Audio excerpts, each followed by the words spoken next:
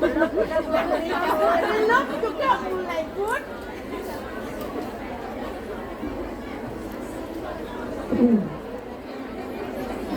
Biasanya saya kalau ceramah mana-mana itu ya, aman, tenang, dilayani.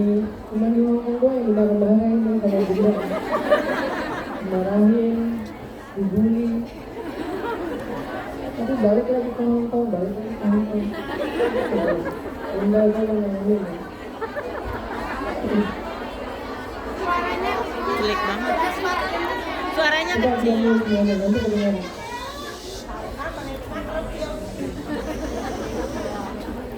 Oke.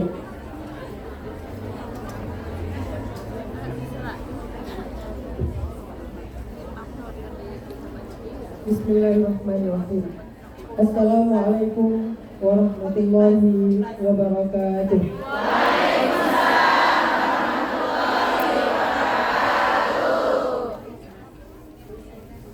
Alhamdulillahirabbil alamin. Alhamdulillahilladzi bi ni'matihi tatimmus shalihat wa bi fadlihi tatanazzalul khairat wal barakat wa bi tawfiqihi tatahaqqaqul maqasid wal ghayat. Asyhadu an la ilaha illallah wahdahu la syarika lah wa asyhadu anna sayyidana Muhammadan abduhu wa rasuluhu alladzi la nabiyya ba'dah. Allahumma salli ala sayyidina Muhammadin wa ala alihi wa ashabihi ajma'in. Rabbana hab lana hukman wa alhiqna bis salihin.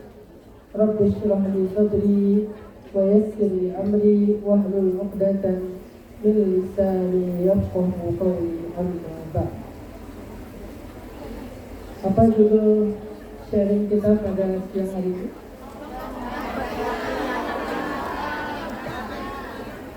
Apa? Oh, bukan siksa kubur ya? Saya pikir siksa kubur. Mengobati hati yang terluka. Baik. Teman-teman yang dirahmati Allah Subhanahu wa Ta'ala, suatu ketika ada seorang ibu yang mengirim putranya untuk berjihad. Karena di zaman itu setiap anak muda laki-laki itu punya kewajiban namanya wajib militer. Kalau negaranya sedang diserang, mereka wajib untuk bela negara. Nah, ceritanya ada seorang ibu yang mengirim putranya untuk berperang membela negara. Dia berangkat bersama beberapa orang temannya, tetangganya, pergi berperang. Setelah peperangan selesai, tetangga dan pemuda-pemuda di kampung itu pun pulang dan mereka mendatangi rumah ibu ini. Tok-tok, assalamualaikum, waalaikumsalam, disuruh masuk. Sampai di dalam rumah mereka cerita, ternyata putra ibu ini telah meninggal dunia. Putranya syahid dalam peperangan. Jadi tetangganya, teman-temannya bawa pulang berita duka. Disampaikanlah bagaimana heroisme perjuangan putranya di medan perang. Dia adalah seorang anak muda yang pemberani, hebat, luar biasa semangatnya, dan Allah mentakdirkan dia mendapatkan pahala syahid. Mendengar berita duka tentang kehilangan putranya, karena sebelumnya ibu ini juga sudah kehilangan suaminya, dia gak punya siapa-siapa di rumah selain putranya itu. Tapi sekarang putranya pun telah syahid. Sehingga ketika dia sudah mendengar berita syahid putranya, meninggal putranya, ibu ini bersedih, menangis. Dia sangat sedih, dia sangat terpukul, dia sangat merasa kehilangan, dia sangat terluka atas meninggal putranya tersebut. Kemudian ibu ini bertanya kepada anak-anak muda yang hadir waktu itu, yang membawa berita duka itu. Kata ibu ini, adakah di antara kalian seseorang yang hafal Al-Quran? Kemudian salah satu di antara pemuda itu angkat tangan, ya saya hafiz. Kata ibu ini, kalau begitu hiburlah saya dengan ayat Allah. Kalau begitu bacakanlah satu ayat Al-Quran yang bisa menghibur kesedihan saya. yang bisa mengobati luka di hati saya, yang bisa menenangkan saya ketika saya sedang sangat merasa kehilangan putra saya. Bacakanlah untuk saya ayat yang bisa menghibur dan mengobati hati saya. Akhirnya pemuda yang hafiz tersebut membacakan 3 ayat di dalam surat Al-Baqarah ayat 155 sampai 157. Ayatnya berbunyi, A'udzubillahi minasyaitonirrajim. Bismillahirrahmanirrahim. وَلَنَبْلُوَنَّكُمْ بِشَيْءٍ مِّنَ الْخَوْفِ وَالْجُوعِ وَنَقْصٍ مِّنَ الْأَمْوَالِ وَالْأَنفُسِ وَالثَّمَرَاتِ وَبَشِّرِ الصَّابِرِينَ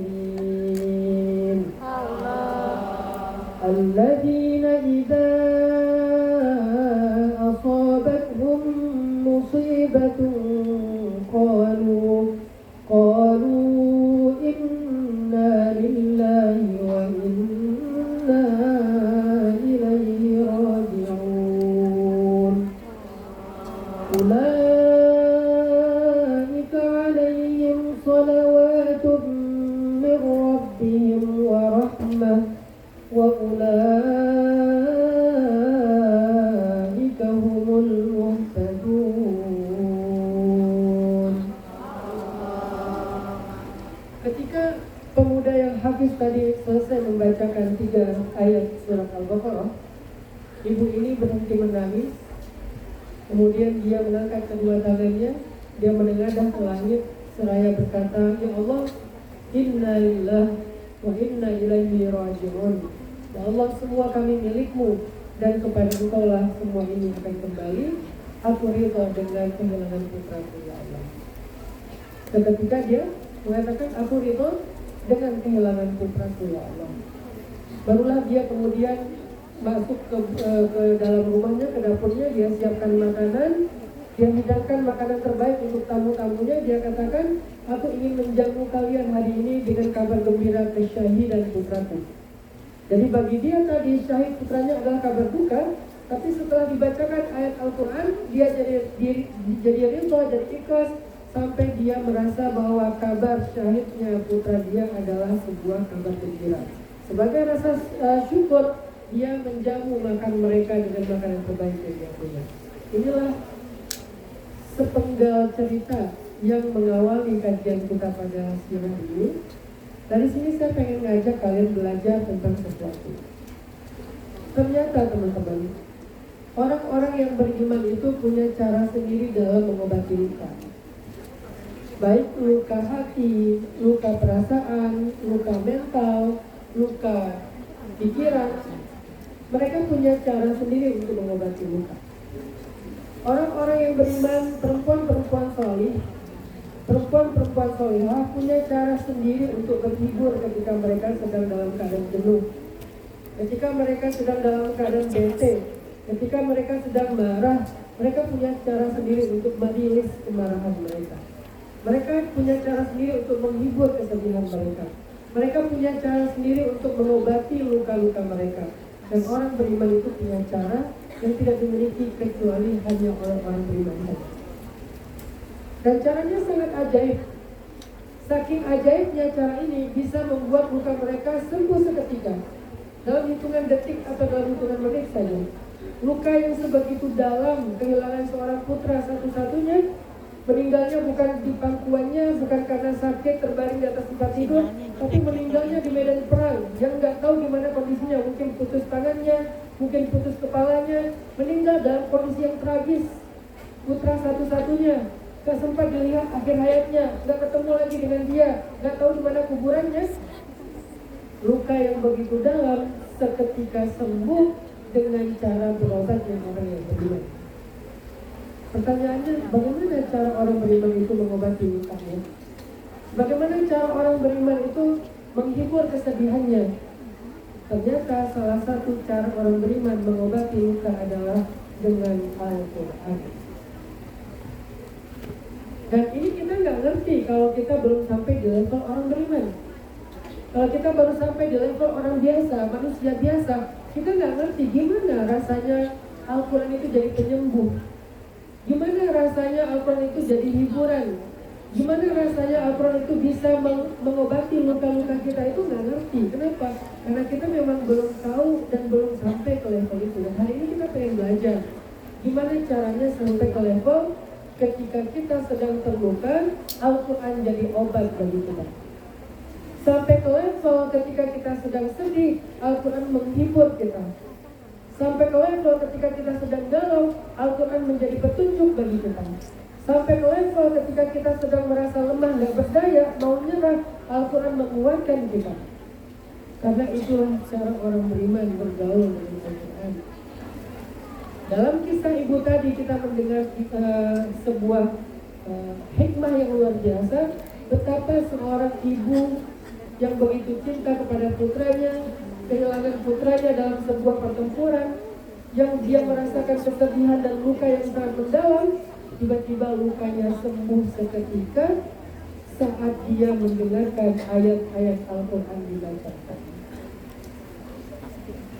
Nanti teman-teman buka di dalam surat Yunus, surat ke-10 ayat 57, Allah Subhanahu wa Ta'ala berfirman, Bismillahirrahmanirrahim.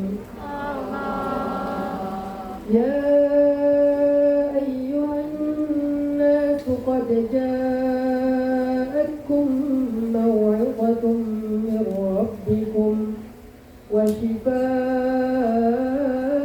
lima fis sudur wa hudan wa rahmatun lil mu'minin. Wahai manusia, telah datang kepada kalian nasihat dari Tuhan kalian dan penyembuh terhadap penyakit di dalam dada kalian, dan juga petunjuk serta rahmat bagi orang yang beriman. Ternyata salah satu di antara fungsi Al-Quran menurut surat Yunus ayat 57 adalah Shifa'un lima fis sudur. Al-Quran itu adalah penyembuh, bukan cuma obat. Karena obat ada yang berfungsi sebagai penyembuh, tapi banyaknya hanya sebagai pereda rasa nyeri. Kalau dalam obat fisik namanya painkiller. Namanya painkiller. Salah satu painkiller yang paling terkenal itu adalah paracetamol. Kita kalau minum paracetamol sembuh nggak? Nggak sembuh, cuma meredakan rasa sakit, nyeri, sehingga akhirnya kita bisa tidur. Gara-gara istirahat cukup lah, akhirnya kita bisa tidur. Jadi fungsi dari paracetamol itu bukan menyembuhkan, tapi meredakan rasa nyeri atau nyeri. Istilahnya pereda nyeri, bukan penyembuh. Peredanya nyeri. Bahasa medisnya painkiller. Painkiller itu yang paling ringan itu paracetamol. Untuk orang yang sakitnya udah parah kayak cancer segala macam, sampai dikasihnya morfin. Tapi dengan resep dokter ya, dan itu legal, boleh. Dengan resep dokter, namanya painkiller. Itu obat, fungsinya bukan menyembuhkan, fungsinya hanya mereda rasa nyeri. Kalau di mental ada namanya mood stabilizer. Kalau di penyakit mental disebut dengan mood stabilizer. Jadi kalau misalnya ada orang yang sakit mental, lagi anxiety, bipolar, skizo, dan seterusnya, dia datang ke psikiater, nanti dikasih resep obat untuk menenangkan diri kalau lagi kambuh, namanya itu mood stabilizer. Dia minum pil itu, yang tadinya dia pengen ngamuk-ngamuk, tiba-tiba jadi tenang, nggak marah-marah lagi. Dalam masa tenang ini kemudian dia baru diterapi. Dan obat-obat ini fungsinya sebetulnya bukan untuk menyembuhkan, tetapi untuk menahan rasa sakit dan yang nggak nyaman pada tubuh seseorang. Itu fungsi obat. Tapi kalau Al-Quran, Allah nggak menyebutnya sebagai dawa, sebagai obat, menyebutnya sebagai syifa, sembuh. Karena ada dawa yang menyembuhkan, ada dawa yang sekedar mereda rasa nyeri, ada dawa yang sekedar menghibur. Ada obat yang fungsinya cuma menghibur. Maksudnya apa? Kadang-kadang orang tua atau ibu gitu ya, karena untuk membuat anaknya tersugesti buat sembuh, dikasihlah kayak misalnya cuma dikasih disuruh makan apa gitu. Coba makan ini nanti kamu sembuh.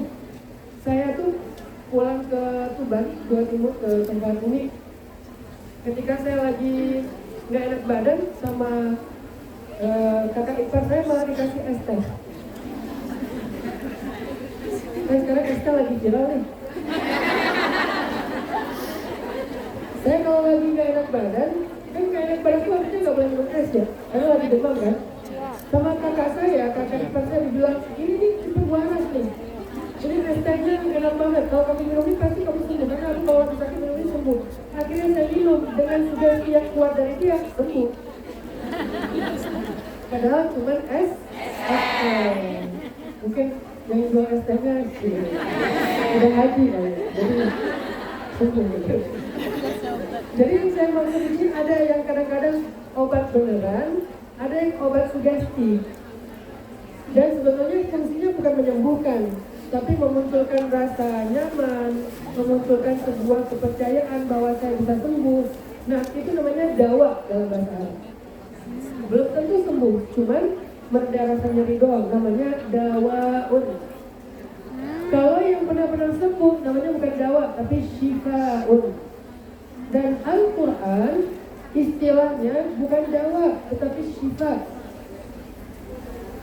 Nabi sering menyampaikan tentang bab dawa. Dawa min kulli da. Ini adalah obat untuk setiap penyakit, gitu kan? Obat untuk setiap penyakit. Tapi Al-Quran tidak menyebut istilah obat, menyebutnya istilah syifa, kesembuhan.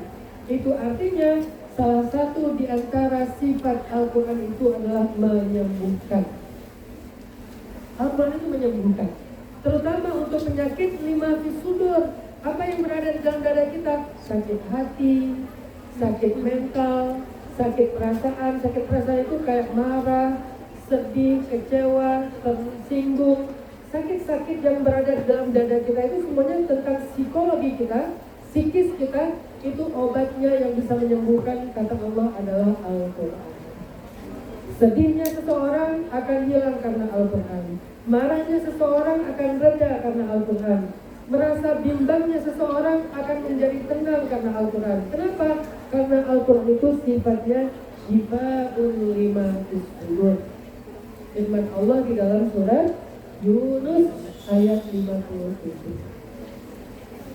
Maka itulah yang terjadi kepada ibu tadi. Ketika dia sedang sedih, dia merasa kehilangan, dia sedang berduka, dia sedang panik attack karena berita buruk itu. Dalam keadaan sangat sedih, sangat kecewa, sangat kehilangan, sangat berduka, yang luar biasa lukanya. Tiba-tiba ibu ini, karena dia seorang perempuan beriman yang soleha, dia bilang, adakah di antara kalian yang hafal Al-Quran? Karena kalau hafal Quran bisa membaca surat apa aja, ayat apa aja. Satu orang pemuda mengatakan, ya ibu, saya hafal Al-Quran, kenapa? Tolong hibur saya dengan ayat-ayat Allah. Dia nggak bilang tolong hibur saya dengan akun TikTok yang lucu. Dia nggak bilang tolong hibur saya dengan berita-berita yang aneh. Dia nggak tolong hibur saya dengan belanja. Apa misalnya beli apa, kan shopping itu katanya hiburan ya. Walaupun setelah shopping jadi pusing, karena habisnya. Jadi stres gitu. Uang tabungan tiba-tiba habis. Tolong hibur saya dengan ajak saya jalan-jalan ke luar negeri. Enggak, dia nggak ngomong kayak gitu. Dia ngomongnya tolong hibur saya dengan ayat tolong hibur saya dengan ayat. Akhirnya laki-laki ini, anak muda yang hafiz ini membacakan firman Allah di dalam surat Al-Baqarah ayat 155 sampai 150. Apa arti ayatnya? Sesungguhnya, kata Allah, kami pasti akan menguji manusia dengan sedikit rasa takut, dengan sedikit rasa lapar, dengan sedikit kekurangan dan kehilangan, baik jiwa maupun buah-buahan. Dan sampaikanlah berita gembira kepada orang-orang yang sabar. Ini hiburannya. Karena tadi sedih, gimana dia gembira? Allah menjanjikan sesuatu. Sampaikanlah berita gembira kepada orang-orang yang sabar. Wa basyyiris sabirin. Siapa itu orang yang sabar? Siapa orang yang bakal dapat berita gembira setelah ini? orang yang apabila ditimpa dengan satu musibah dia mengatakan inna lillahi wa inna ilaihi raji'un. Orang yang dapat berita gembira, orang yang sabar adalah orang yang kalau ditimpa musibah dia dengan penuh keyakinan dan kesadaran mengatakan, ya Allah, semua kami milik Engkau, saya milik Engkau, suami saya milik Engkau, anak-anak saya milik Engkau, harta saya milik Engkau, ya Allah. Jadi jika Engkau mengambilnya kembali, itu bukan punya saya, jadi saya nggak layak untuk marah, itu memang punyamu ya Allah.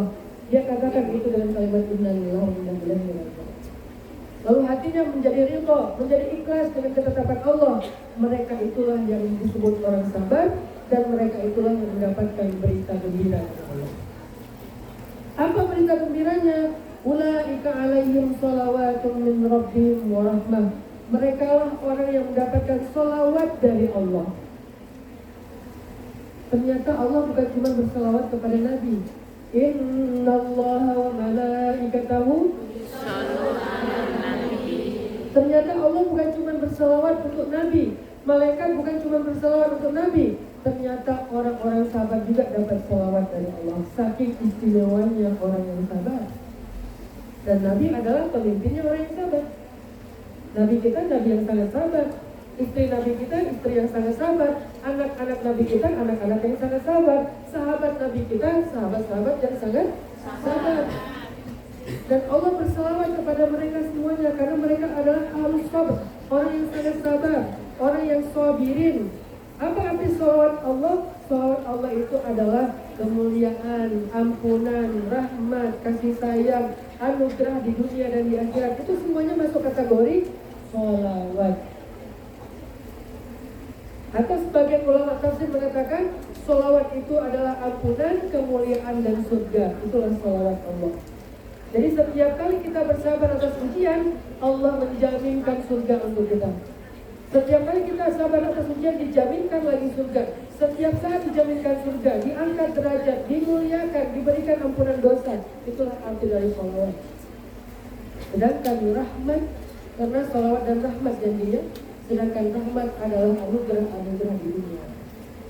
Seolah-olah Allah mengatakan berita gembiranya itu ada di akhirat dan ada di dunia. Bukan cuma di akhirat, bukan cuma di alam kubur, bukan cuma di padang mahsyar, tapi berita gembiranya juga bakal dia dapatkan selama hidup di dunia. Wa rahmah, dan rahmat Allah di dunia. Wa ulaika humul muflihun, dan mereka itulah orang-orang yang beruntung. Siapa mereka? Orang yang sabar. Nah, ibu ini setelah mendengar ayat tersebut dibacakan oleh laki-laki yang hafiz tadi, langsung ngerti, oh ini ternyata makna dari ujian saya. Oh ini ternyata hakikat dari ujian saya. Sehingga beliau langsung berusaha untuk menjadi orang yang sabar, ingin mendapatkan berita gembira dari Allah. Sehingga ibu itu mengangkat tangannya dan mengatakan, inna lillahi wa inna ilaihi raji'un. Ya Allah, aku ikhlas. Ya Allah, aku ridha. Ya Allah, aku terima kalau anakku syahid, dan itu yang terbaik untuk dia. Dia bukan milikku, dia milik Engkau ya Allah. Langsung ke dapur, masak, dikasih hidangan sebagai rasa syukur atas berita gembira syahid kita. Ini contoh seorang perempuan solihah yang sembuh dari sakit, sembuh dari luka, sembuh dari kesedihan seketika setelah mendengar ayat Al-Quran. Ini poin pertama. Maka kalau misalnya kita ingin belajar bagaimana cara sembuh dari luka menurut orang-orang solih, bagaimana cara orang-orang beriman itu menyembuhkan luka batin mereka, cobalah belajar menjadikan Al-Quran sebagai syifa, sebagai kesembuhan. Belajar sampai kita berhasil. Saya kadang berhasil, kadang belum berhasil, belajar lagi. Tapi makin sering belajar, makin sering berhasilnya. Sampai ketika ada masalah, saya selalu ada ayat yang bisa menghibur saya. Ketika ada masalah, ada ayat yang bisa menguatkan saya.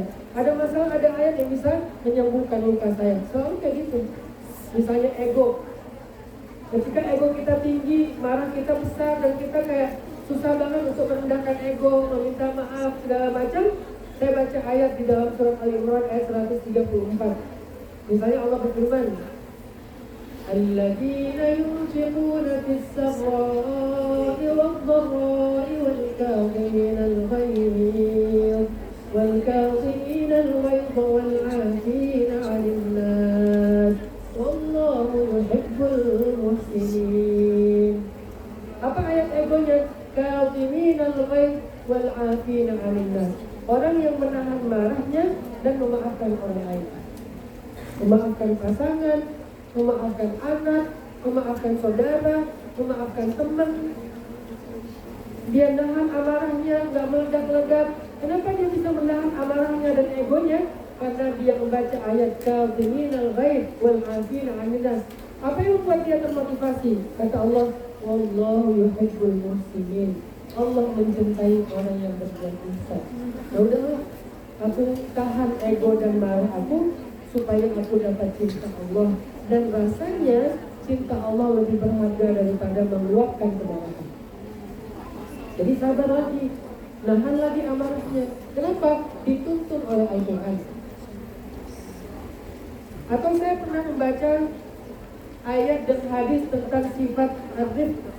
Allah tuh maha rafiq, maha rifq.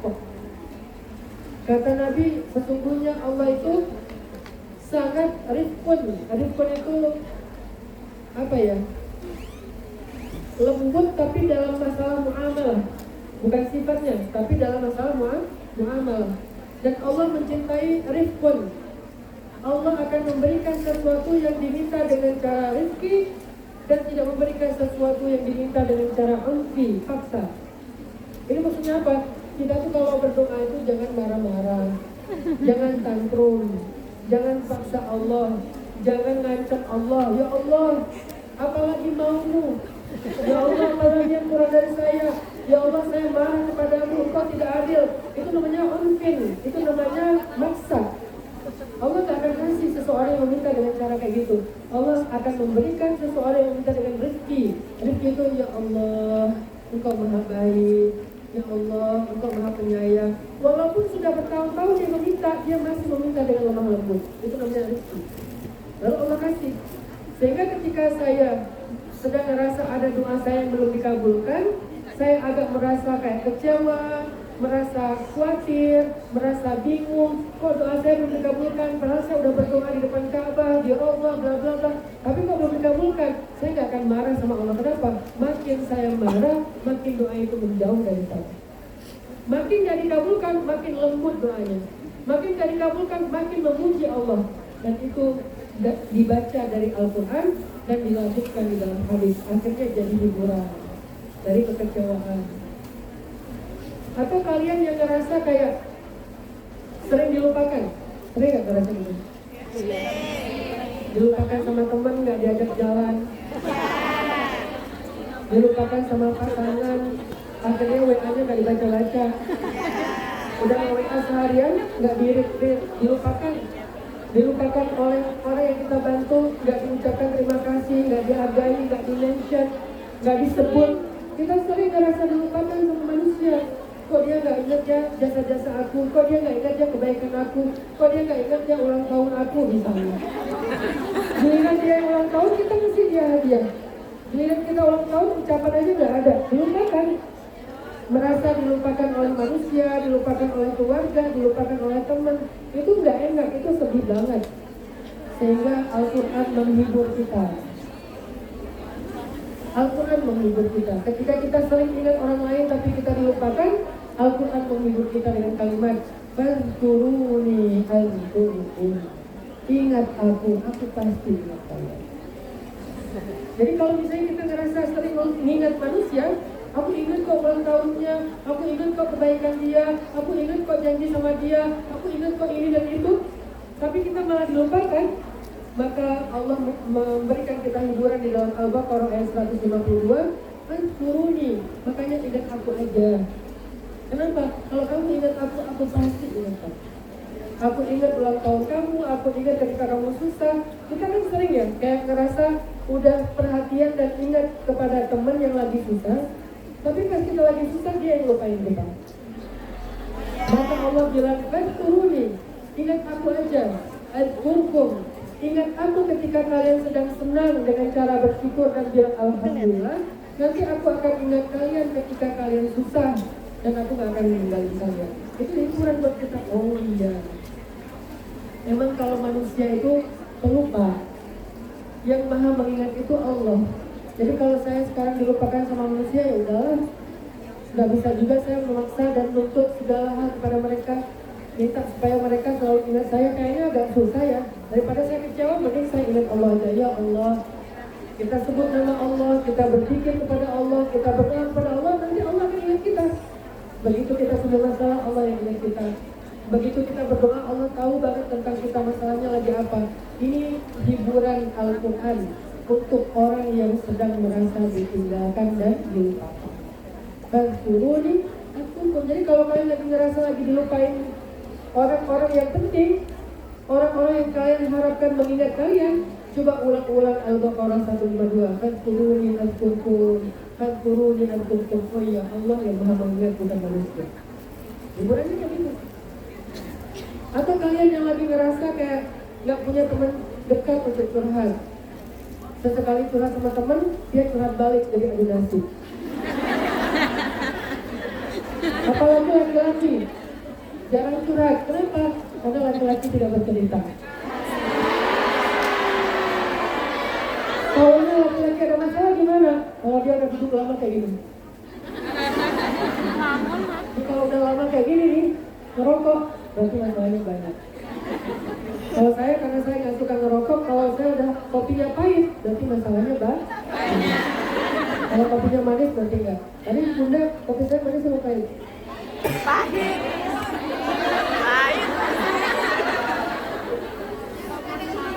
Kopinya pahit apa manis? Bunda, tidur. Bunda soalnya capek. Semalaman saya gangguin. Kemarin saya ajak naik sepeda. Gimana tuh main itu? Taipo, taimetok. Taimetok. Yang jembatan itu? Taimetok. Kata bunda kaki saya sakit Ustaz. Ayo olahraga. Tadi malam. Saya, Bu. Kalau bunda Ustaz lain mungkin cuma jalan-jalan di Mongkok ya, di Paswede. Undang saya diajak olahraga. Udah olahraga seharian naik sepeda, malamnya diajak nonton Bang Ami. Karena bunda udah tidur, jam 11 saya bangunin, Bun, nonton Kembang Api. Saya lagi tidur, Ustaz, harus ikut. Gitu. Akhirnya pas dengan ceramah kan,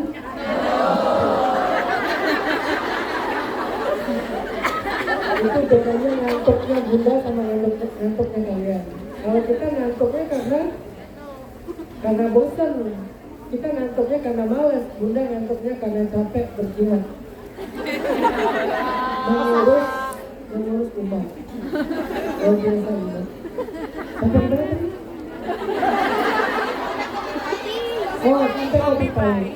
Kalau kalian ngerasa nggak punya teman cerita, kalian nggak punya sahabat, kalian nggak bisa curhat ke siapa-siapa, dan nggak mungkin juga kalian curhat ke sosial media, ke WA status, dan seterusnya, karena curhat kepada netizen itu seburuk-buruk curhat. Jangan pernah curhat di WA status. Jangan pernah curhat di WA story. Jangan pernah curhat di IG dan di TikTok. Curhat saja di Facebook. Jangan pernah curhat di sosial media. Terus curhatnya kemana? Allah Subhanahu wa Ta'ala berfirman di dalam Al-Baqarah 186. Wa idza sa'alaka 'ibadi 'anni fa inni qarib. Ujibu da'watad da'i idza da'an. Kalau hambaku bertanya kepadamu tentang aku, katakanlah kepada mereka, sesungguhnya aku dekat. Aku dekat. Aku sahabatan sama kamu, aku gak jauh. Ujibu da'watad da'i idza da'an. Aku pasti merespon, aku pasti menjawab setiap orang yang memanggil aku, yang berdoa kepadaku, yang curhat kepadaku, pasti aku akan merespon mereka. Ini menunjukkan Allah itu pengen kita tuh gak sedih. Kalau kita lagi nggak punya teman curhat, ya udah curhat aja dengan doa yang panjang, ngomong kepada Allah. Gimana Allah dekat? Allah dengar nggak? Dengar, bukan cuma dengar lagi gitu.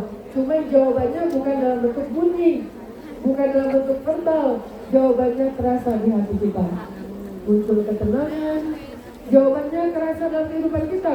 Muncul jalan keluar, solusi. Itu jawaban dari Allah.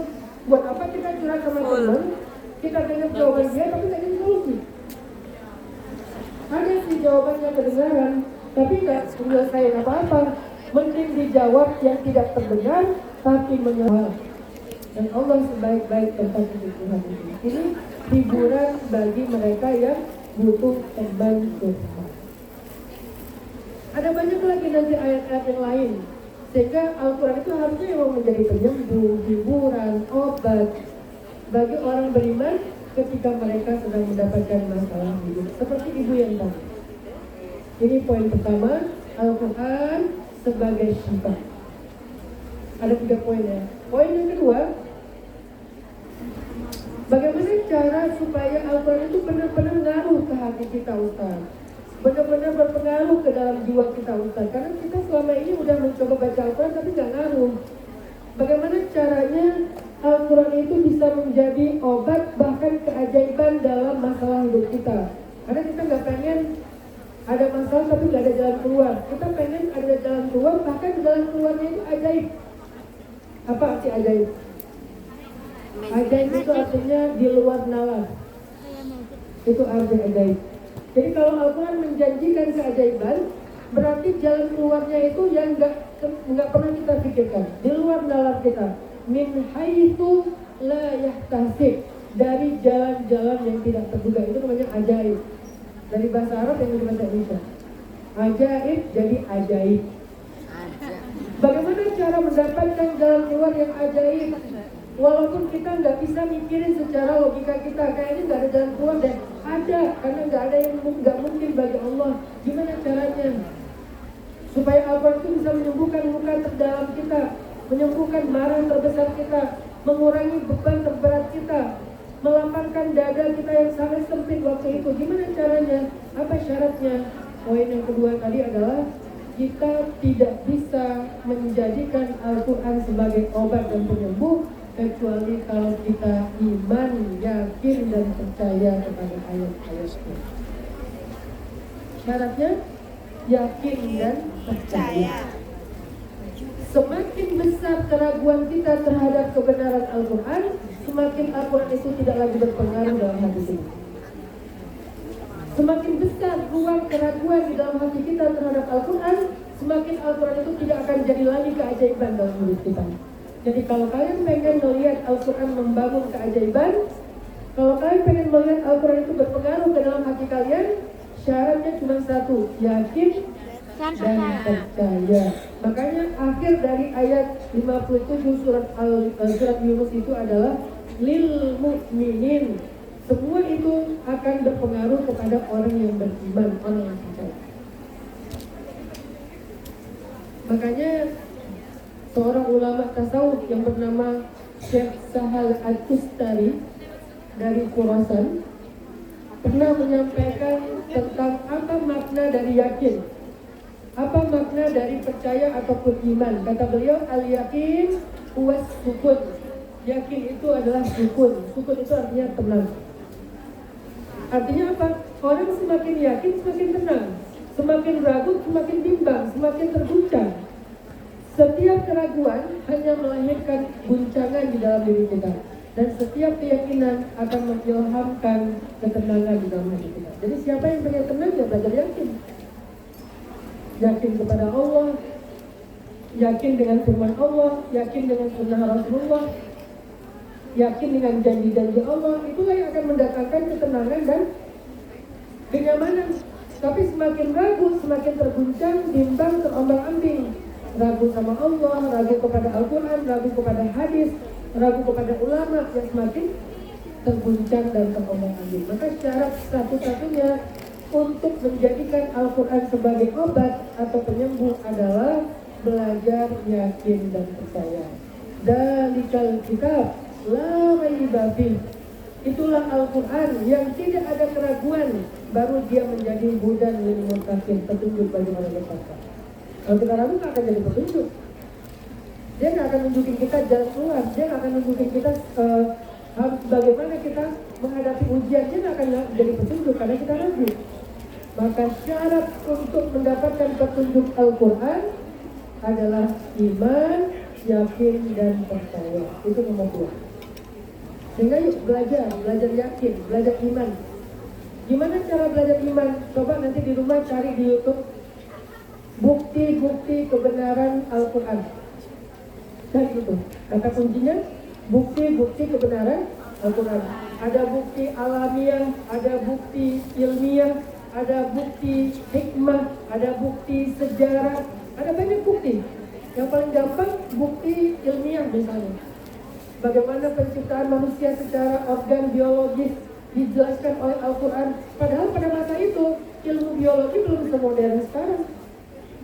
Ilmu biologi belum ada mikroskop, belum ada alat-alat scan yang bisa membaca organ-organ dalam tubuh kita. Kan sekarang kita bisa di scan, bisa di ronsen gitu kan. Dulu nggak ada ronsen. Bagaimana Nabi tahu organ tubuh manusia, ada hatinya, ini bernyambungnya dengan ini, dibentuk dari segumpal darah, kemudian menjadi daging, kemudian menjadi organ, dan seterusnya. Proses penciptaan manusia di dalam kandungan. Sekarang kita bisa melihat kandungan kita setelah, bukan setelah 3 bulan, dari awal hamil udah bisa melihat, walaupun bentuknya belum jelas. Setelah 3 bulan sudah mulai jelas tuh.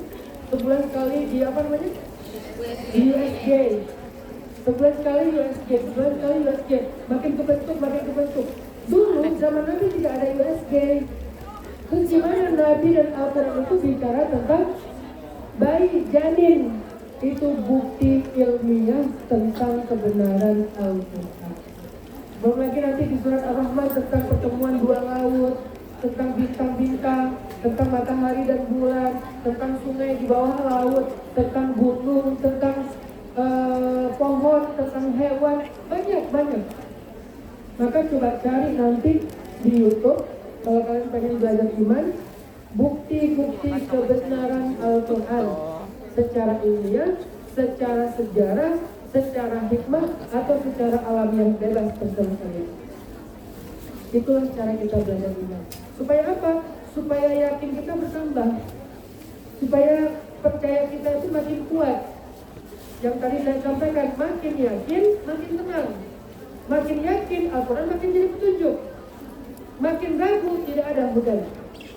Baru menjadi hudan kalau la raiba fih, tidak ada keraguan sekecil apapun. Baru dia hudan lil muttaqin. Nanti dijelaskan lagi di ayat berikutnya, ulaika ala hudan min rabbihim. Mereka itulah siapa mereka? Orang-orang beriman, orang-orang yang percaya, orang-orang yang yakin akan mendapatkan petunjuk dari Tuhan mereka. Memang siapa yang yakin? Selama ini kita membaca Al-Quran nggak benar-benar yakin. Kita hanya pengen pahala dari Al-Quran, bukan yakin atas kebenaran petunjuk Al-Quran. Jadi kita nggak ngikutin petunjuknya, cuma ngambil ayat-ayat sakralnya untuk dapatin pahala doang. Nah, coba kita upgrade amaliyah kita. Dari mencari pahala, itu level 1 tuh, udah bagus, tapi baru level 1. Level 2-nya sudah mencari petunjuk. Level 1 pembaca Al-Quran itu mencari pahala, 1 juz, 2 juz, khataman, 1 huruf aja 10 kebaikan, 10 pahala, itu level 1. Tapi kalau kita cuma di level 1, kita punya masalah dalam hidup, kita nggak akan dapat jalan keluar, walaupun baca Al-Qurannya udah berpahala. Sekarang coba upgrade, naik level 2. Saya membaca Al-Quran bukan hanya mencari pahala, tetapi mencari petunjuk hidup. Saya membaca Al-Quran mencari petunjuk hidup, bukan cuma mencari pahala. Dan saya tidak akan mendapatkan petunjuk itu kecuali dengan satu syarat. Saya percaya, saya yakin, saya beriman dengan semua ayat yang Allah bawa. Semuanya benar, nggak ada yang salah, nggak ada yang bohong, nggak ada yang ngeprank saya. Semuanya benar. Mau saya ngerti atau saya nggak ngerti, semuanya benar. Itulah yang kita belajar yakin. Dan itu ada di rukun iman. Salah satu di antara rukun iman yang benar adalah percaya kepada Alkitab, Al-Quran. Jadi kalau kita membaca ayat, kita masih mikir, benar nggak ya? Emang Allah akan menunaikan janji ini? Emang ada janji kayak gini? Bahwa orang-orang yang sabar itu akan mendapatkan berita gembira. Saya udah sabar kok gak gembira, berarti udah mulai ragu. Dengan keraguan itu, Allah gak akan memberikan apa-apa untuk kita. Tetap yakin. Tapi saya udah sabar 10 tahun Ustaz. Mau 100 tahun, mau 1000 tahun. Siapa yang 1000 tahun kurang 50? Nabi Nuh alaihissalam. Siapa yang minta anak selama 50 tahun? Nabi Ibrahim dan Nabi Zakaria. Siapa yang sakit belasan tahun? Nabi Ayub. Siapa yang terasing di bawah lautan yang sangat dalam ditelan sama ikan? Nabi Yunus. Siapa yang terusir dari kampungnya jauh sejauh-jauhnya? Nabi Musa. Artinya mereka juga pernah mengalami kondisi-kondisi yang berat, yang harusnya mereka jadi ragu. Ini bisa nggak ya saya pulang lagi ke Mesir? Ini bisa nggak ya saya keluar dari perut ikan? Ini bisa nggak ya saya dapatkan pertolongan Allah udah 950 tahun berdakwah? Ini bisa nggak ya saya punya anak padahal saya udah tua, istri saya sudah menopos, dan 50 tahun saya berdoa nggak punya anak. Ternyata mereka nggak berubah, masih tetap yakin. Doanya masih sama. Dari 50 tahun yang lalu sampai sekarang doanya masih sama minta anak. Padahal tulangnya sudah melemah, istrinya sudah menopause. Akhirnya Allah tunjukkan janji Allah. Nabi Ibrahim dan Nabi Zakaria sama-sama punya anak yang luar biasa. Nabi Ibrahim punya Ismail dan Ishak. Nabi Zakaria punya Yahya alaihissalam. Ini contoh yakin. Jadi poin yang kedua yang saya ingin share pada teman-teman, kalian tidak akan bisa menjadikan Al-Quran sebagai petunjuk. Kalian tidak akan bisa menjadikan Al-Quran sebagai obat. Kalian tidak akan bisa menjadikan Al-Quran sebagai penyembuh kalau kalian ragu terhadap kebenaran Al-Quran. Sehingga challenge kita saat ini adalah bagaimana belajar yakin. Buka di YouTube paling gampang. Saya nggak kasih tahu cara-cara lain karena banyak. Dan yang lain mungkin agak susah. Yang paling simpel itu cari aja di YouTube bukti-bukti kebenaran Al-Quran. Semakin banyak bukti yang kalian temukan, semakin kalian yakin. Dan yakin itulah yang akan menjadi jalan keluar dari setiap masalah. Cari aja di YouTube. Atau cari di sosial media juga boleh. Walaupun di sosial media kadang-kadang keluarnya agak acak ya. Tapi kalau di YouTube lebih teratur. Mau lebih spesifik lagi, nggak tahu di Hong Kong populer nggak pakai ChatGPT? Mungkin sebagian udah mulai pakai ya ChatGPT, AI. Coba cari di AI bukti-bukti ilmiah kebenaran Al-Quran, itu keluar di ChatGPT. Supaya apa? Supaya makin yakin. Nanti mau pakai referensi, cari dia referensi buku-buku tentang kebenaran Al-Quran. Walaupun kita nggak bisa baca bukunya, minimal kita tahu referensinya. Nanti cari di Google buku dalam bentuk PDF, e-copy atau software, baca kalau ada waktu. Kalau nggak ada, YouTube aja nonton yang ringan-ringan, YouTube Short misalnya. Tapi tentang kebenaran Al-Quran ilmiah, kebenaran Al-Quran di lautan, kebenaran Al-Quran di gunung dan seterusnya. Itu semuanya akan menambah iman dan yakin kita sama Al-Quran. Ini poin kedua. Sedangkan poin yang ketiga dan terakhir, bagaimana caranya kalau kita udah yakin bahwa Al-Quran itu solusi, Al-Quran itu obat, Al-Quran itu penyembuh. Gimana cara kita menjadikannya sebagai hiburan atau solusi dan obat ketika kita sedang sakit, ketika kita sedang terluka, ketika kita sedang sedih? Gimana cara mengamalkan Al-Quran? Poin yang ketiga, saya pengen share sebuah tutorial cara menjadikan Al-Quran sebagai obat dan juga sebagai penyembuh luka mental kita.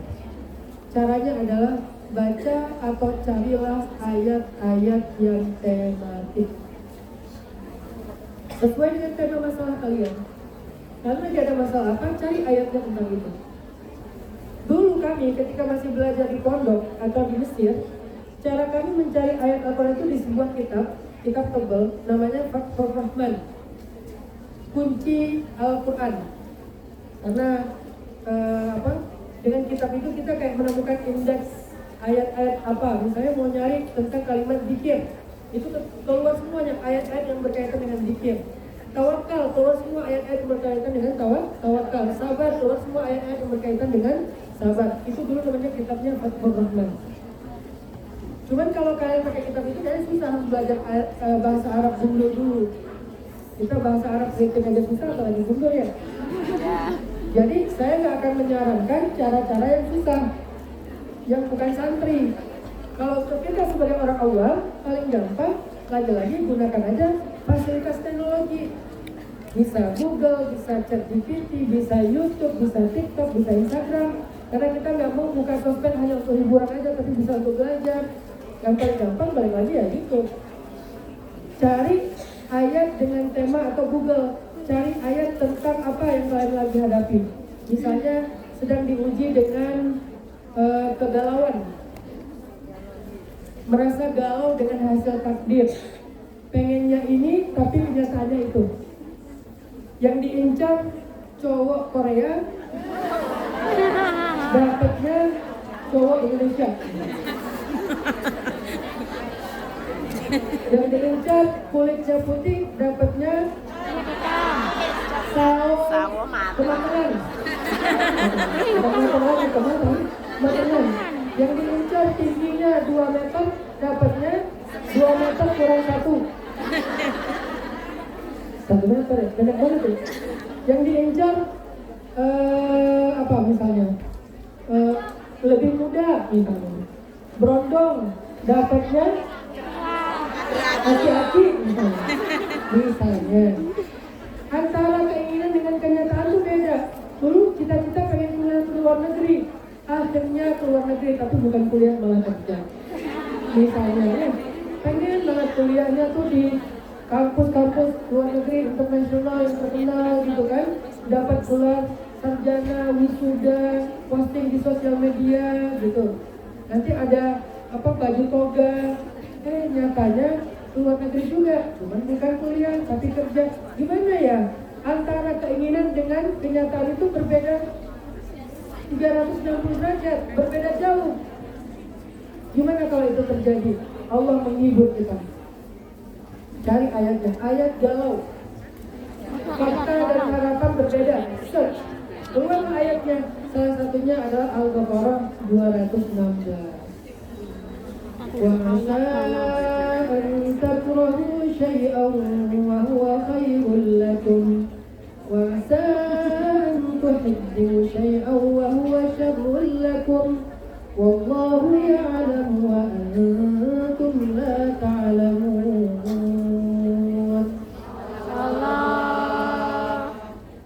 Bisa jadi kalian benci sesuatu padahal itu baik untuk kalian. Dan bisa jadi kalian menyukai sesuatu padahal itu buruk untuk kalian. Dan Allah lebih tahu sedangkan kalian tidak tahu. Jadi jangan sok tahu. Itu bukan ayat ya. Dengan kita membaca ayat ini, kita jadi kayak terhibur. Oh iya ya, memang saya dulu pengen kuliah ke luar negeri, tapi Allah takdirkan saya ke luar negeri, tapi bukan kuliah, kerja. Allah lebih tahu yang terbaik buat saya.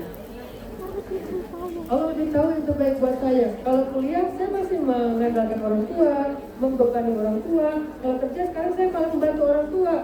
Sedangkan membantu orang tua itu adalah salah satu bentuk birrul walidain, pintu surga.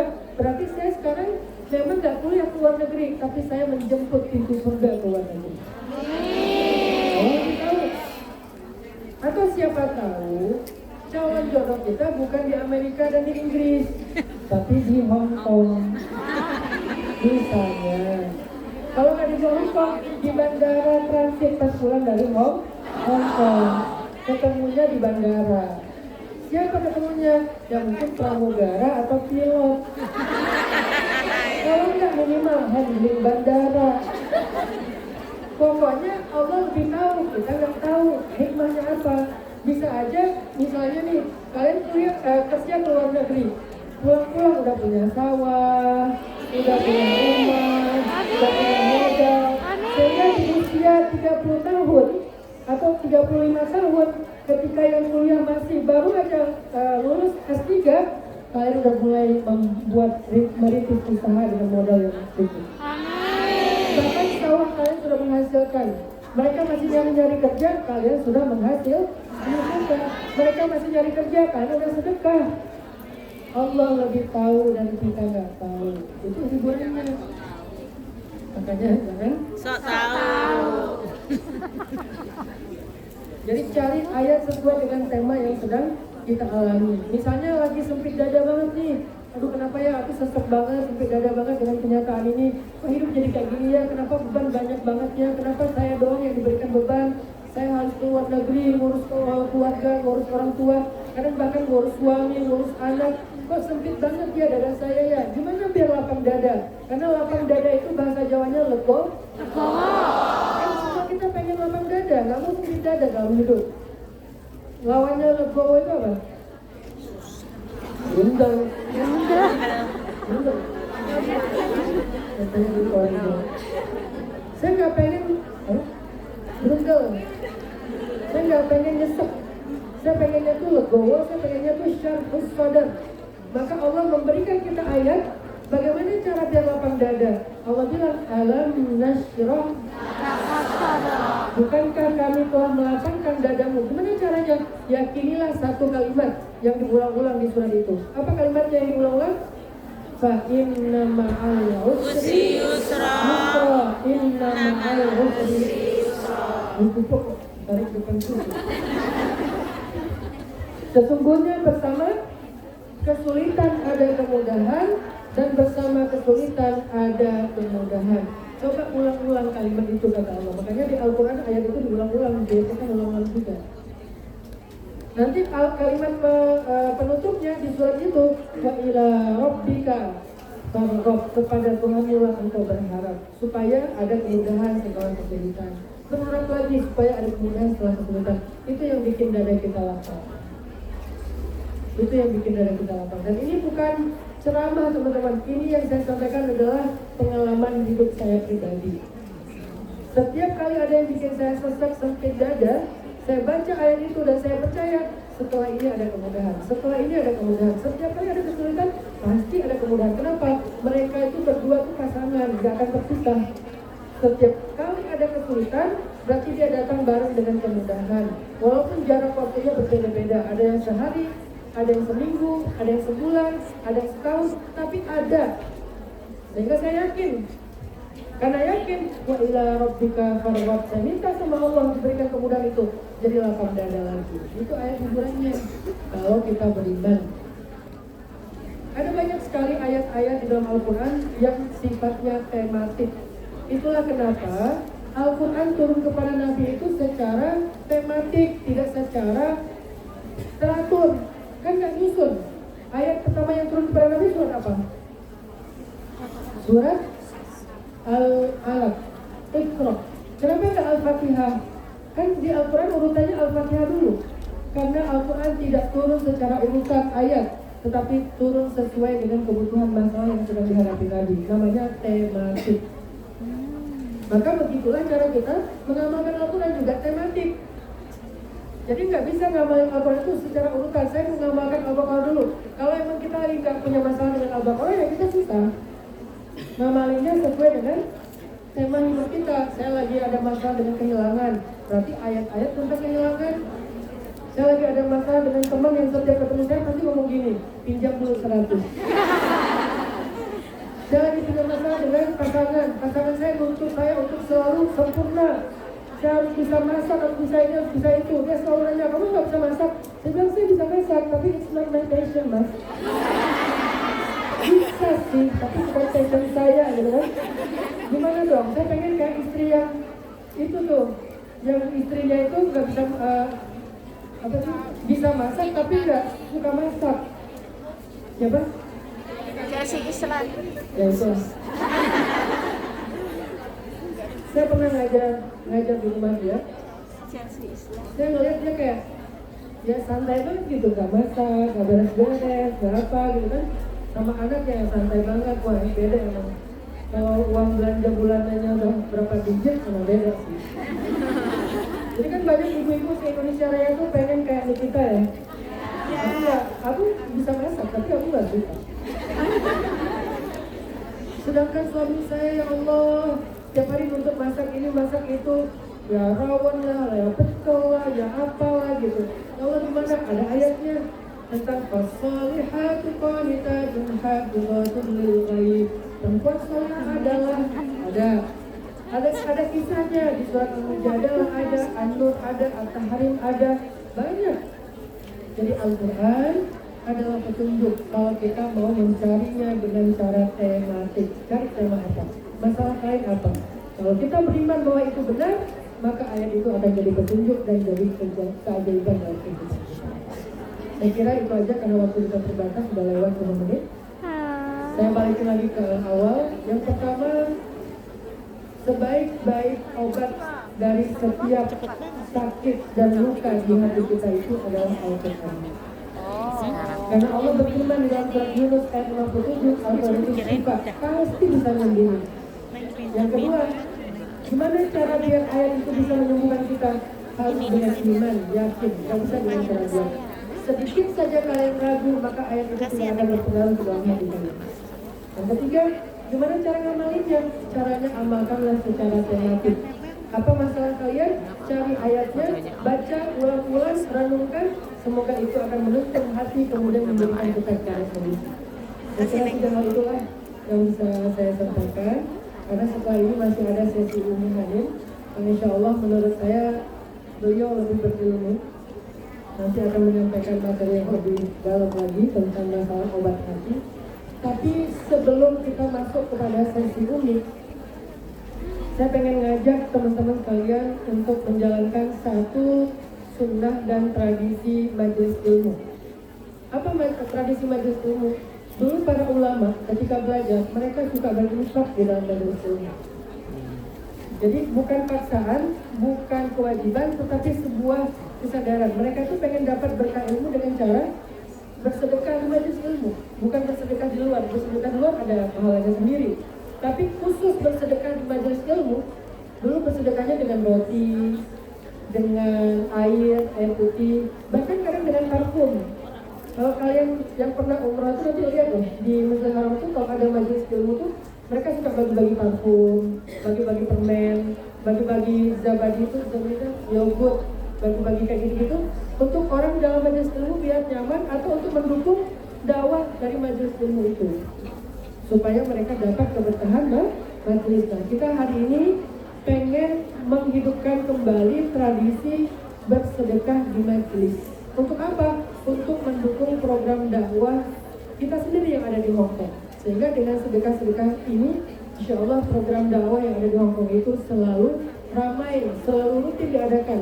Dan Hong Kong menurut saya, walaupun isinya adalah para pekerja-pekerja perempuan, tapi saya udah keliling ke banyak negara. Hong Kong adalah negara yang paling sering mengadakan majelis ilmu dan mendatangkan ulama dari Indonesia. Saya udah kemana-mana. Mereka mendatangkan ulama, bahkan mereka lebih elit loh. Mereka itu ada pelajar S3, profesor, kerja di pabrik-pabrik besar, kilang minyak, segala macam kan. Saya pernah ke Qatar, isinya itu kerja di kilang minyak semua itu. Gaji terendah yang saya tahu dari mereka itu 30 juta. Gaji terendahnya, rata-rata 50, 100, 150. Saya ke Jepang juga perawat-perawat kan. Saya ke Eropa, misalnya di Eropa itu ya mereka tuh ada yang bisnis, ada yang apa, segala macam misalnya. Saya diundang ke negara-negara itu, tapi saya ngeliat Hong Kong itu, karena tiap minggu ada taklim. Ya, mendatangkan para kiai, para habaib, para ustadz, para munsyid, sholawat, mendatangkan pelawak juga. Ada ya? Ya, ada pelawak ya? Stand up comedy gitu? Enggak ya? Sholawat, Masya Allah. Itu menunjukkan bahwa jangan lihat apa pekerjaannya, tapi lihat bagaimana semangat mereka dalam ilmunya. Dan kalian salah satu yang terbaik yang pernah saya tahu. Yuk, kita sambil sholawatan, nanti akan ada sorbannya, akan ada sorban keliling. Yuk kita coba sama-sama budayakan sedekah di sorban keliling dengan cara sambil bersedekah sambil doa. Nanti panitia sholawatan, kalian sedekah doa. Karena berdoa ketika bersedekah itu mustajab. Doakan siapapun yang kalian harapkan kebaikannya. Silakan Bu. Alhamdulillah dia disiapkan yang terbaik. Mudah-mudahan Allah menggantikan yang berlipat ganda. Untuk panitia sudah siap ya. Jadi maju dan yang terakhir itu harus ada dok cepat.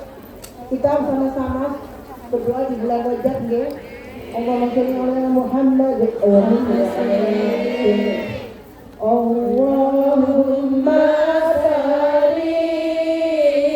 lana fi Rajab Allahumma barik lana fi Rajab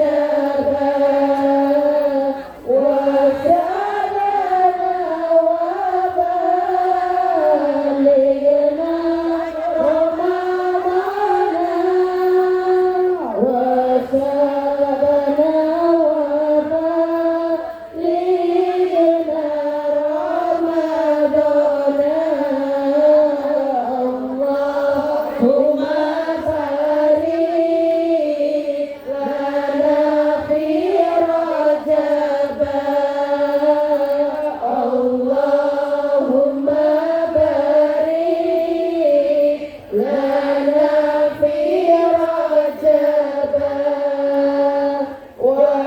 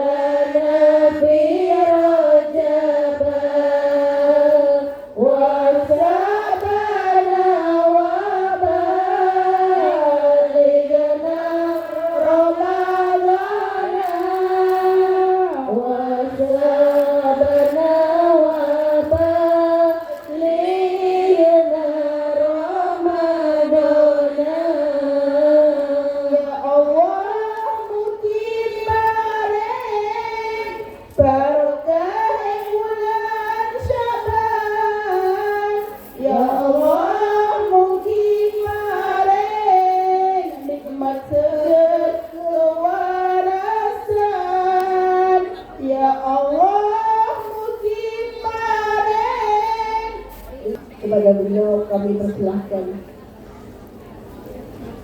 Bismillahirrahmanirrahim. Assalamualaikum warahmatullahi wabarakatuh.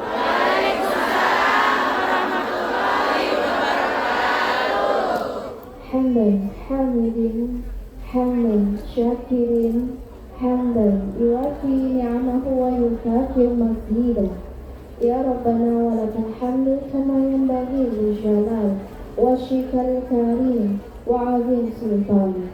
Allahumma salli ala sayyidina Muhammad wa ala alihi wa ashabihi al-akhyar wa barik wa sallim tasliman katsira. Terima kasih untuk Bunda Nuris dan seluruh tim dari Majlis Ilham luar biasa dan yang hadir di sini. Masya Allah, aku jauh-jauh dari Bandung menuju ke Hong Kong dengan perjalanan darat dan udara hanya untuk menyampaikan sebuah titipan penting dari Allah Subhanahu wa Ta'ala. Kata Allah, Allah cinta sayang sama para ladies yang hadir di sini. Boleh aku berikan cintanya, Masya Allah.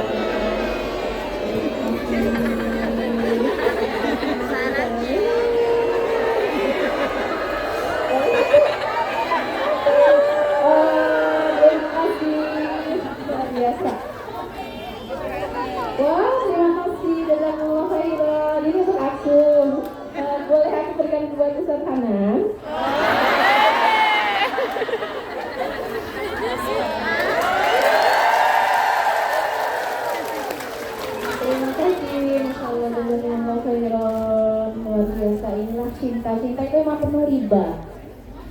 Ya kan, ada satu cinta di hatiku ternyata tumbuh. Di sini ada berapa cinta yang hadir? Ada 1000 cinta yang hadir. Terima kasih, jazakumullah khairan. Dan mungkin aku nggak banyak ngasih materi ya, karena tadi dari karena luar biasa aku kembali diingatkan dengan banyak hal gitu ya. Cuman pengen menyapa saja teman-teman yang dirahmati Allah. Apa kabar hatimu kamu? Hatinya sehat? Oke. Ada yang remuk nggak hatinya di sini? Oke. Ada yang hancur sampai berlepih-lepih? Ada. Ada yang berdarah tapi nggak tampak? Luar biasa. Atau ada yang baru teriritasi?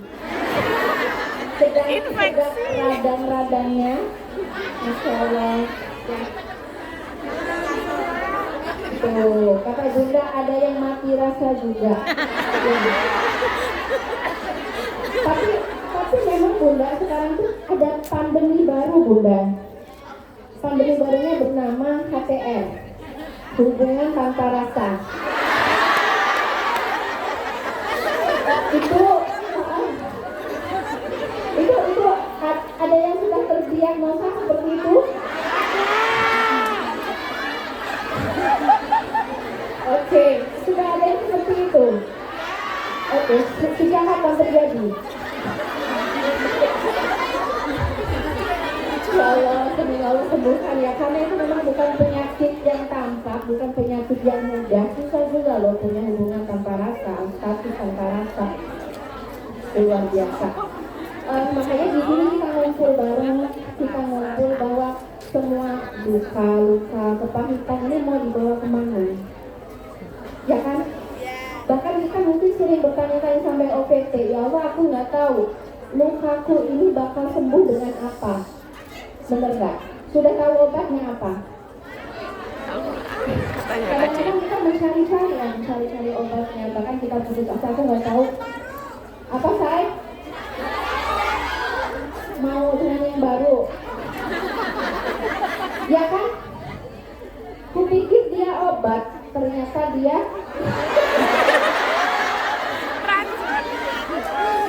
ya itu harus hati-hati ya, kita kadang-kadang salah melihat ya. Kupikir selama ini dia adalah obat, ternyata luka hebat. Oke, nggak apa-apa karena kan memang kita hidup di dunia ini membawa hati yang mungil. Kenapa kita serapuh itu, serentan itu, selemah itu? Karena yang kita bawa hanyalah hati yang mungil, kecil, tanpa kekuatan, kecuali bersama Allah. Luar biasa. Makanya sebelum kita memasuki ruang berobat atau rumah pemulihan ya, aku pengen ngasih kabar gembira yang ada di sini untuk semua yang rindu rumah, yang rindu tempat pulang, tempat nyaman, tempat berteduh, tempat berbahagia. Basyirha bi baitin fil jannah. Jadi Allah ngasih untuk Khadijah dan untuk semua perempuan salehah. Basyirha bi baitin fil jannah, berikan kabar gembira untuk Khadijah dan untuk semua perempuan-perempuan yang mengikuti tapak kaki Khadijah. Berikan kabar gembira di baitin fil jannah, kamu disediakan rumah, tempat pulang, tempat nyaman. Di baitin fil jannah min khasab, yang terbuat dari mutiara. Kebayang punya rumah dari bahan mutiara. Min khasab ya, la sahab fihi wala nasab, yang di dalamnya nggak ada lelah. Aku tahu kamu lelah selama ini sayang. Aku tahu itu capek, kaki semongil ini diajak sepedahan sama Ustaz gitu kan. Yang sebenarnya yang ngilu bukan hanya Bunda Nuris, aku juga ngilu, cuma aku orangnya pendiam ya. diam-diam aja. Artinya apa? Hati kita yang mungil, pikiran kita yang kerdil, ilmu kita yang kecil, pengalaman hidup kita membawa kita begitu lelah, begitu capek, mampir berteduh, mencari ruang istirahat, ruang pengobatan bersama Allah Subhanahu wa Ta'ala. Gak ada yang sanggup, hatinya itu berlarut-larut dalam kesenangan itu gak ada yang sanggup, gak ada yang kuat. Kita butuh bersandar, kita butuh day off, berhenti sejenak hanya untuk menunjukkan Tuhan, ya Allah, my heart is still bleeding. Ya Allah, hatiku ternyata masih berdarah-darah. Ya Allah, hatiku ternyata masih berantakan. Aku kewalahan beberes. Barusan aku beresin hatiku, sekarang berantakan lagi. Barusan aku rapihkan isi pikiran aku, sekarang udah pengen ngereok lagi. Udah pengen tantrum lagi, udah pengen DP lagi ya. Memang seperti itu kondisi jiwa kita. Makanya teman-teman yang dimiliki Allah, pilihannya cuma dua ya, antara kita mengundang Tuhan atau kita yang memasuki ruang Tuhan. Atau tentu saja Tuhan tidak beruang ya, artinya kita menghadirkan hadirat Allah. Jadi Allah itu hadir, tapi banyak di antara kita yang tidak merasakan hadirnya Allah, tidak benar-benar sadar bahwa Allah itu hadir. Dan bahkan tadi dikatakan oleh Ustaz Hanan,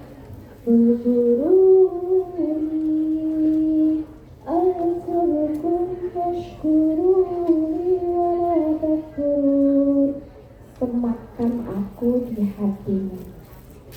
Hatimu yang mungil akan kuat kalau kamu semakan nama Allah. Hatimu yang lemah akan kuat, hatimu yang rapuh, hatimu yang berantakan akan kembali rapi jika bersama Allah. Jadi mungkin kita nggak tahu ya kapan luka ini akan sembuh, tapi setiap hari kamu harus ingin menunjukkan ke Allah, Allah, ini kondisi hati aku saat ini dan detik ini. Aku benar-benar ingin menunjukkan, kalaupun ini akan bleeding sampai hari wafat aku, sampai kematian aku, itu gak ada yang boleh sia-sia. Aku dibayar dengan apa? Aku diganjar dengan apa? Ini yang harus kita pertanyakan ke Allah. Gak apa-apa, karena awalnya memang kita transaksional. Aku mau dibayar apa? Dengan kondisi luka seperti ini, dengan kondisi duka, dengan kondisi kekayaan seperti ini.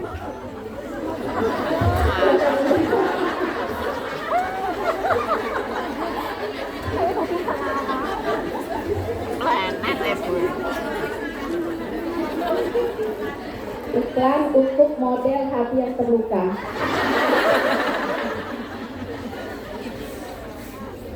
Oke, ya.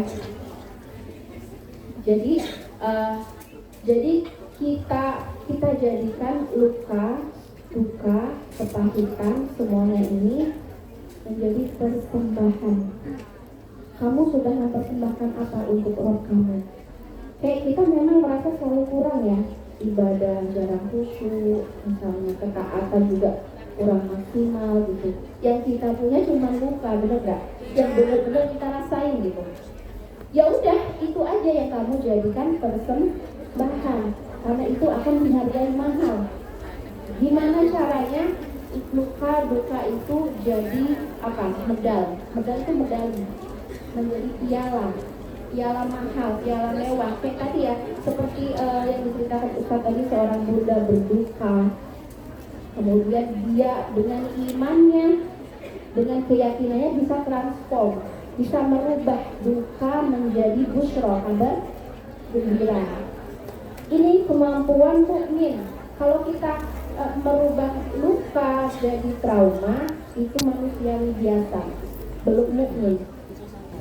Merubah dari kecewa menjadi dendam, itu biasa manusiawi. Tapi seorang mukmin dia punya kekuatan lebih, merubah dari kecewa menuju yakin kepada Allah. No expectation. Kita belajar, oh ternyata manusia yang paling kita butuhkan, ternyata ya mungkin salah satu pelajarannya, dia memberikan kita pelajaran bahwa kita nggak butuh manusia. Kadang-kadang pelajarannya seperti itu. Oke, jadi teman-teman yang dirahmati Allah, pintalah dari Allah seperti yang apa ya, seperti kita di setiap doa dalam sholat kita.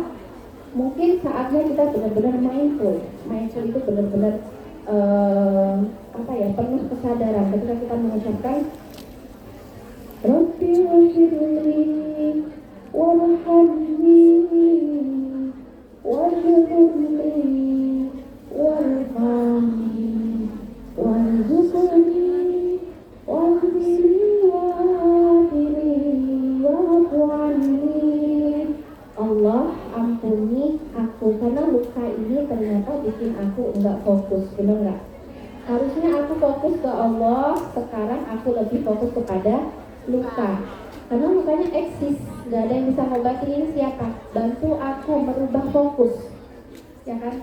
Ini fokus aku luka, gimana caranya bergeser menuju Rabbil firli lakal adba hatta tarda. Apapun yang terjadi, I feel nothing.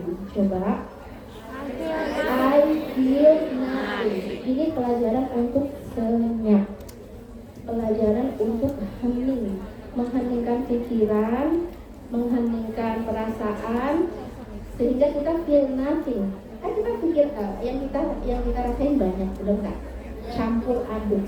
Nah, kita belajar untuk mengheningkan cipta. Hening untuk apa? Untuk mengucapkan Rabbil firli, ampuni aku. Warhamni, irhamni itu artinya berbelas kasihlah padaku. Karena kita kayak mudah ya di dunia ini, kayak kita ngerasa takut untuk meminta belas kasih orang. Pernah ngerasain kayak gitu? Minta belas kasih ke majikan, enak nggak? Minta belas kasih ke suami, enak nggak? Nggak ada lucu banget. Minta belas kasih ke ayah ibu kita, enak nggak? Ya, itu sih mungkin ya sebenarnya. Irhamni, kita sangat butuh belas kasih. Kita ungkapkan isi hati kita kepada Allah, pikiran kita, perasaan kita di sebelah mana kelemahan kita. Oh, aku terlalu OPT ya Allah, aku terlalu macam-macam ya. Coba kamu ungkapkan ke Allah, dan jangan pernah takut dengan Allah. Kenapa? Allah Rabbal Mustad'afin. Allah itu Tuhan kaum lemah. Jadi kalau ada orang lemah, Tuhan langsung melindungi. Jadi tidak mungkin Allah itu tahu kelemahan kita, terus dia maki-maki kita. Pernah dimaki sama Allah? Pernah dicaci sama Allah? Pernah dibully sama Allah? Pernah dimaki sama majikan? Sering. Makanan hari-hari. Aku padamu. Oke, pernah dimaki suami? Oke. Dimaki orang tua? Ya begitulah ya, kadang-kadang ketika kita mengungkapkan. Oke, sekarang boleh hening? Boleh hening? Oke. Ketika kita mengungkapkan kelemahan, kekurangan, dosa-dosa kepada manusia, itu sedikit menakutkan. Berbeda ketika kita memberikan semua rahasia-rahasia kelemahan kita kepada Allah, Allah akan memberikan belas kasih. Pasti berbelas kasih. Makanya yang kita panggil adalah irhamni. Ya Arhamar Rahimin. Serentak ini kasihi aku. Ya Arhamar Rahimin. Aku ambruk, aku ambiar, aku berantakan ya. Allah yang akan terima kita seutuhnya 100% tanpa syarat, tanpa standar. Pas kita mau curhat, say, alis kamu belum rapi, gak mungkin. Say, kerudung kamu belum rapi, enggak. Tuhan tidak pernah melihat fisikali kita. Tuhan melihat keutuhan hati kita. Utuh enggak kamu datang kepada Allah? Kamu ngasih izin enggak untuk Allah sembuhkan luka kamu? Allah punya ide kesembuhan. Allahu asyafi, sang pemulih. Kamu bisa pulih. Sekarang pertanyaannya, kamu kasih izin Allah pulihkan kamu enggak? Diizinkan enggak? Diizinkan enggak Allah meletakkan kuasanya, meletakkan kekuatannya untuk merubah segala kesedihan menjadi hiburan? Diizinkan enggak? Jadi intinya kita hanya perlu membuka pikiran kita, membuka hati kita, mengundang kuasa Tuhan. Tuhan Allah kita selalu bekerja, dia nggak diem, selalu bekerja. Bekerja untuk apa? Bekerja mewujudkan semua keajaiban-keajaiban di dalam kehidupan kita. Buktinya apa? Tuhan sudah membuktikan di dalam kisah-kisah para nabi, para rasul. Tuhannya sama, doanya sama. Kita juga bisa seperti itu, Tuhannya sama dan kita juga punya doa yang sama. Kasih Tuhan sama kepada para nabi atau ke kita. Kan saya manusia, bukan nabi boy. Tidak gitu konsepnya. Tuhannya sama. Kalau kita punya kesiapan yang sama, Tuhan juga akan bekerja dengan cara yang sama. Ya. Misalnya, kita punya satu ayat hiburan. La tahzan innallaha ma'ana. Tuhan selalu menyertai kamu, melacak isi hati kamu. Kamu sedang sujud menangis, kamu sedang ruku, kamu sedang bekerja dengan hati yang gerundel kah? Tuhan terus melacak dan memperbaiki di sebelah mana yang harus diperbaiki.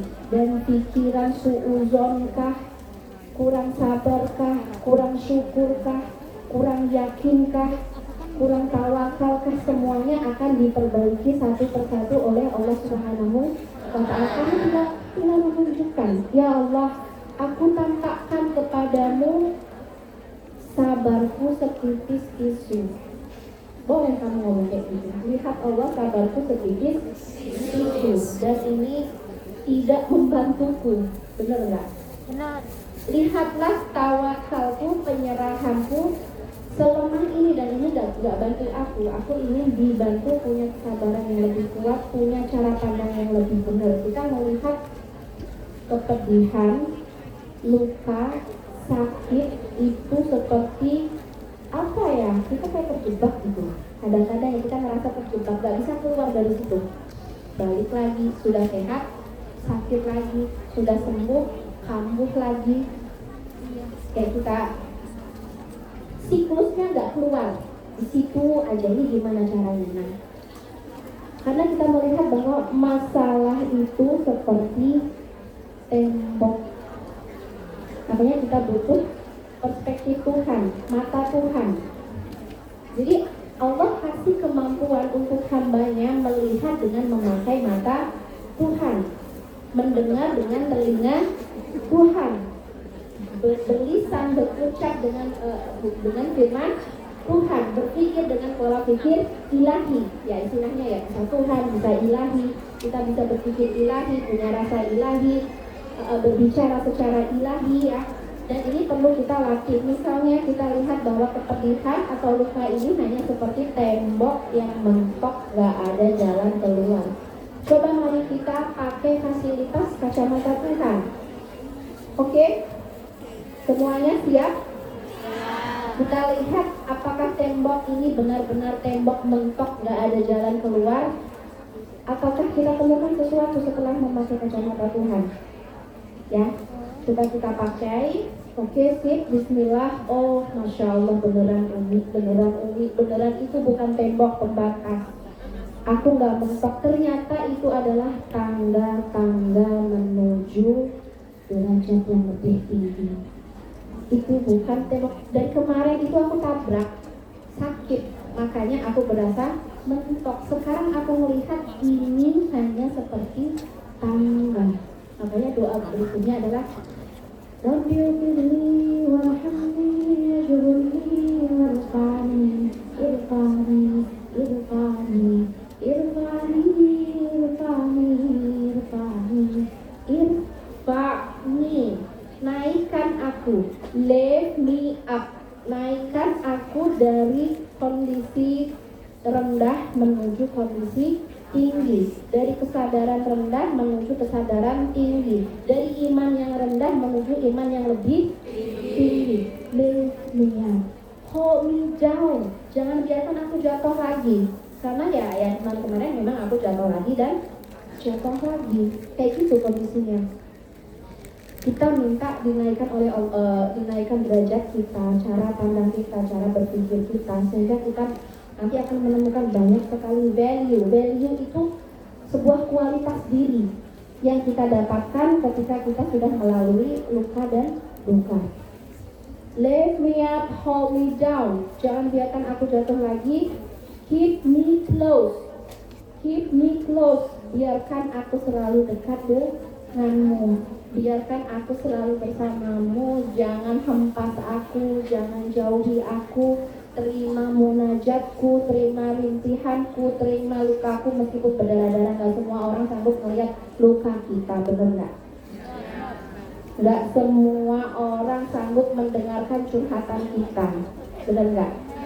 Banyak di antara orang itu tutup telinga, males denger ceritanya. Kamu mah lebay, gitu aja tantrum, gitu aja kamu gak sanggup. Kayak apa ya seperti itulah kondisinya ya kadang-kadang. Makanya keep me close, sampai kita merasakan safe atau mendapatkan kondisi safe and sound. Safe and sound itu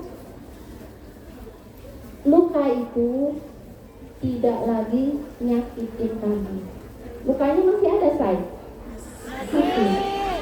Masih berdarah-darah, say? Oke. Puing-puing lukanya masih berantakan. Oke, ya kan? Kondisinya masih seperti itu. Tapi kita menuju kepada safe and sound. Mungkin luka macam-macam ya, ada yang tergores, ada yang kena api. Tujuan Tuhan, setiap luka yang terjadi padamu sedang terjadi dan masih terjadi dan mungkin akan terus terjadi, tidak lagi nyakitin kamu. Bohong itu mah ngomong doang. Itu ada yang membuktikan. Siapa yang dia harusnya terluka tapi tidak terluka? Ibrahim alaihi salam. Apakah apinya dipadamkan? Apinya dimatikan oleh Allah?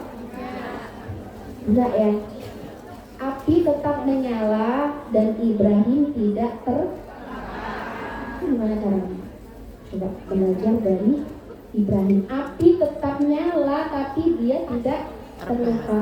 Mungkin ujian ini masih ongoing, masih berjalan. Ternyata kita harus berada di dalam ombak. Ternyata kita harus tinggal di dalam badai.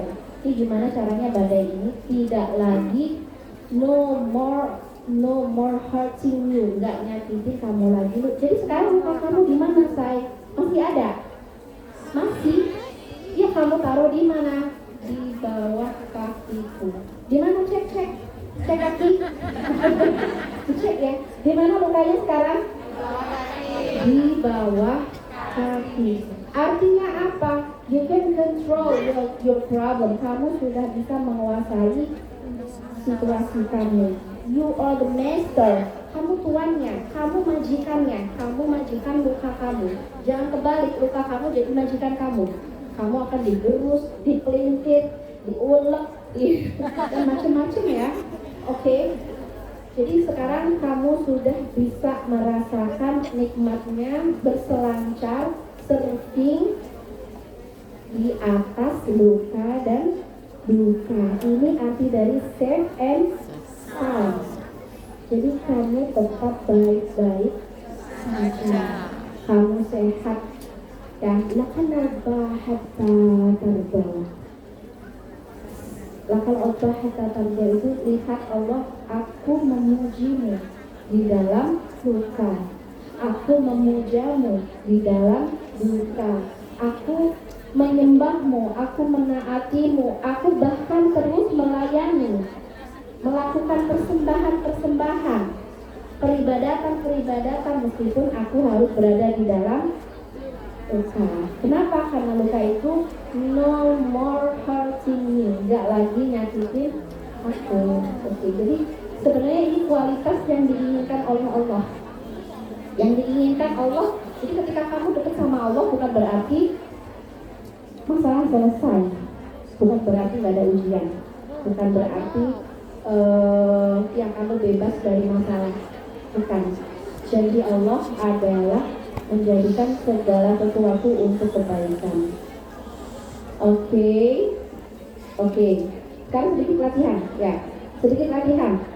Bismillah. Dengan nama Allah. Aku belajar. Amin. Amin. Tidak ada apa-apa kecuali Allah. Aku tidak merasakan apapun kecuali pertolongan Allah. Oke, terima kasih. Mungkin itu sedikit sharing dari aku. Akan dipandu doa dahsyat, doa yang lebih deep lagi dari Ustaz Hanan untuk mendapatkan bimbingan, tuntunan, penyembuhan dan perbaikan. Jadi saya serahkan kepada Ustaz Hanan.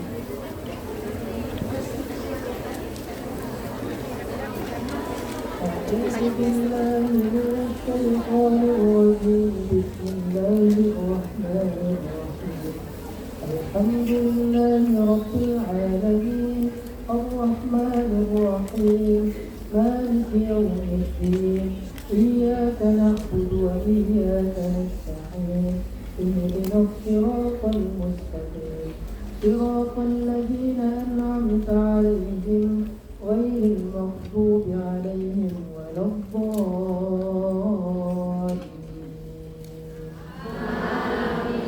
Allahumma lakal hamdu 'adada khalqik wa lakal hamdu zinata 'arshik wa lakal hamdu midada kalimatik wa lakal hamdu ya habibana hatta tarda wa lakal hamdu idza radit wa lakal hamdu ba'da ridha. Allahumma salli ala sayyidina Muhammadin fil awwalin wa salli ala sayyidina Muhammadin fil akhirin wa salli ala sayyidina Muhammadin fil mala'il a'la ila yaumiddin wa salli wa sallim wa barik ala sayyidina Muhammadin wa ala alihi wa ashabihi ajma'in. Allahumma ighfir lana dhunubana wa liwalidayna warhamhuma kama rabbayana shighara. Allahumma a'inna ala dhikrika wa syukrika wa husni ibadatik. Allahumma anta rabbuna la ilaha illa anta khalaqtana wa nahnu ibaduka wa nahnu ala ahdika wa wa'dika mastata'na. Na'udzu bika min syarri ma sana'na. Nabu'u laka bi ni'matika 'alaina wa nabu'u bi dhunubina faghfir lana fa innahu la yaghfiru dhunuba illa anta. Allahumma ya hayyu ya qayyum, ya hayyu ya qayyum, ya hayyu ya qayyum, bi rahmatika nastaghith, aslih lana sha'nana kullahu wa la takilna ila anfusina tarfata 'ain. Allahumma inna nas'aluka al-huda wal-'afafa wat-tuqa wal-'afafa wal-ghina. Allahumma a'ti kulla wahid minna mas'alatahu wa qdi kulla wahid minna hajatahu ya sami'ad da'wat ya qadiyal hajat ya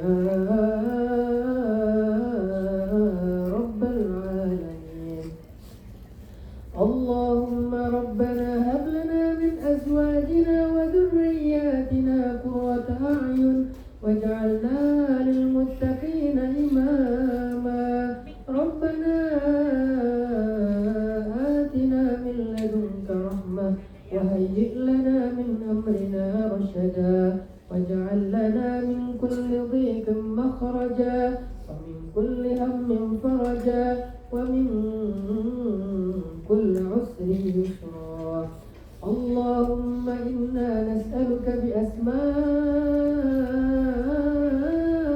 الحسنى وصفاتك العليا بأننا نشهد أنك أنت الله لا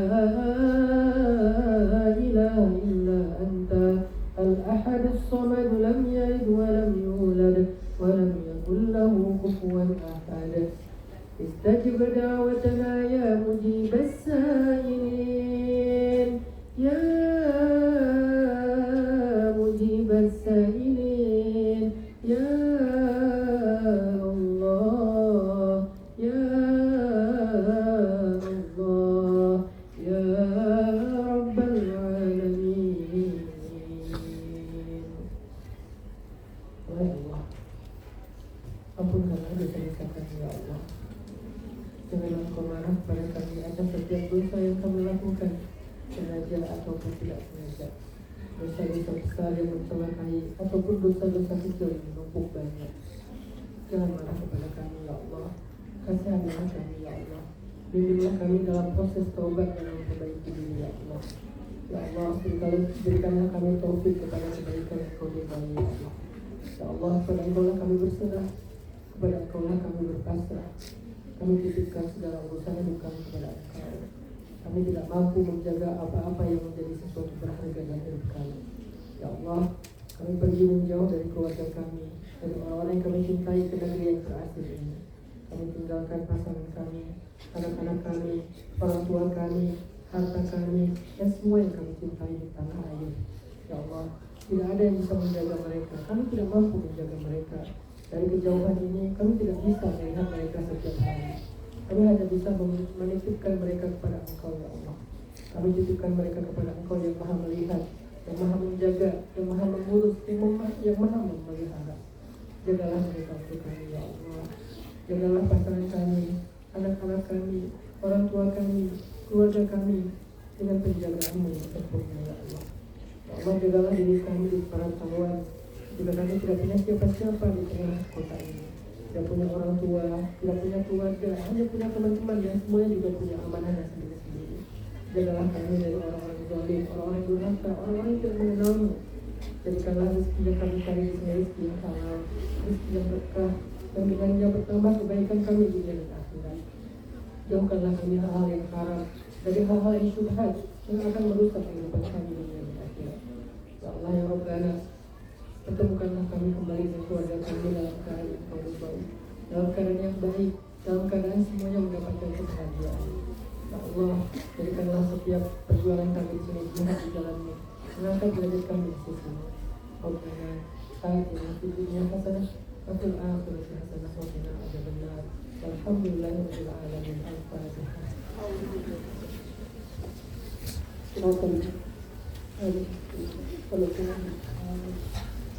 Alhamdulillah atas ilmu dan